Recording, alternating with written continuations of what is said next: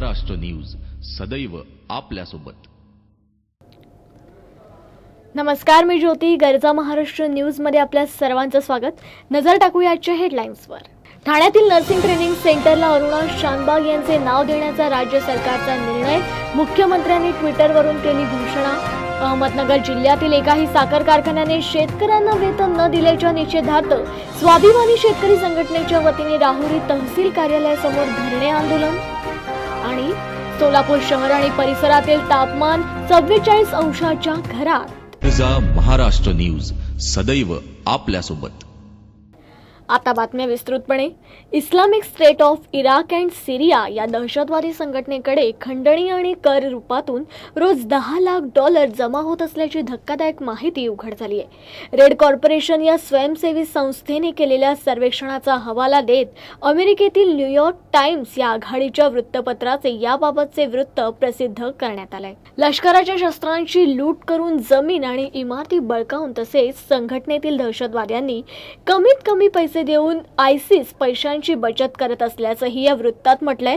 आयसिसने 2014 मध्ये $120 कोटी जमा केले होते। यातील 60 कोटी खंडणीतून, 50 कोटी बँका आणि इतर संस्थांची लूट करून तसेच 10 कोटी तेलाच्या विक्रीतून मिळवल्याचं रँड कॉर्पोरेशनने म्हटलं आहे।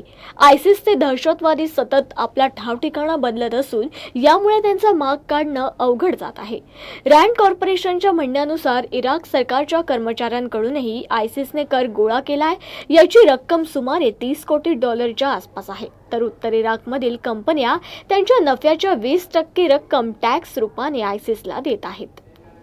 ठाण्यातील नर्सिंग ट्रेनिंग सेंटरला अरुणा शानबाग यांचे नाव देण्याचा निर्णय राज्य सरकारने घेतलाय।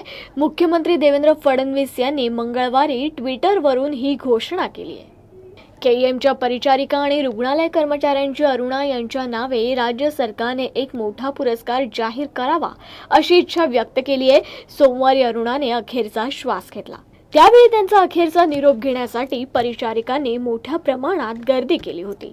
तसेच मंगळवारीही तिच्या अस्थिकलशाचं दर्शन घेण्यासाठी केईएम मधील नर्सिंग हॉस्पिटलमध्ये मोठी गर्दी जमली होती।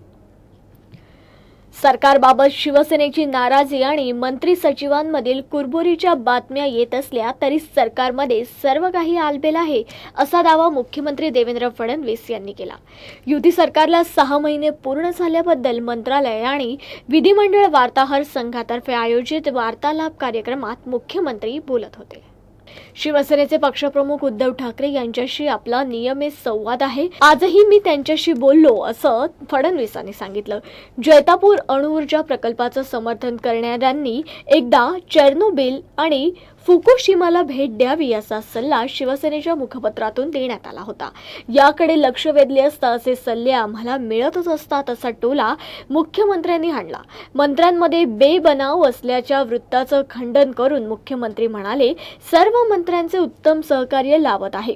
आतापर्यंत कॅबिनेटमधील सर्व निर्णय एकमताने झाले। एखाद्या निर्णयावर मतभिन्नता असेल तर थांबवून नंतरच्या बैठकीत एकमताने तो घेण्यात आला।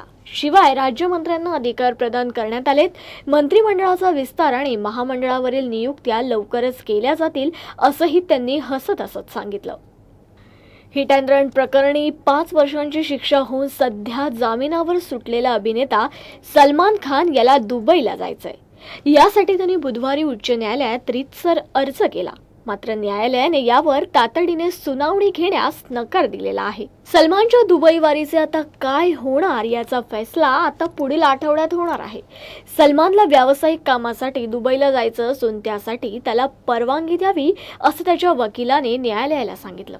यावर न्यायालयाने अर्जदाराला शिक्षा झाली आहे का असा सवालही केला।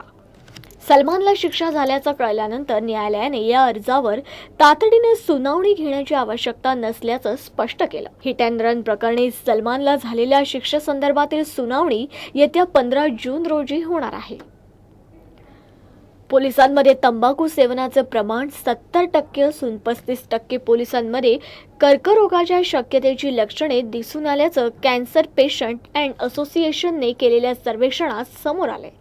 कामाचा ताण, दीर्घ रात्रपाळ अशा सबबी पुढे करून पोलीस तंबाखू सेवन करत असल्याचं समजत आहे। तंबाखू सेवन केल्याने मुखाचा, घशाचा कर्करोग होण्याचा धोका वाढतो। अनेक वर्षे तंबाखू खाल्ल्याने कर्करोग होण्याचा धोका असल्याचं माहीत असूनही अनेक जण सवय न मोडता सबबी पुढे करणे पसंत करतात। याच प्रकारे काही पोलीस सबब देत असल्याचं पोलिसांच्या वरिष्ठ अधिकाऱ्यांचं म्हणणं आहे। सीपीएने नायगाव, दिंडोशी, वरळी, मरीन ड्राईव्ह, ताडदेव, मलबार हिल, बीकेसी आणि दादर पोलीस ठाण्यातील 3000 पोलिसांची आरोग्य तपासणी केली होती। यातूनच ही निरीक्षणे तयार करण्यात आली आहेत। 3000 पोलिसांची तपासणी केल्यावर 70% पोलिसांना तंबाखूचे सेवन करण्याची सवय आहे असं दिसून आल्याचं सर्वेक्षणातून समोर आलंय। यावर तोडगा म्हणजे सुरुवातीपासूनच पोलीस शिपाई अधिकाऱ्यांना तंबाखू सेवनापासून परावृत्त केले पाहिजे असं सीपीएच्या कार्यकारी संचालिका अनिता पीटर यांनी सांगितलं आहे।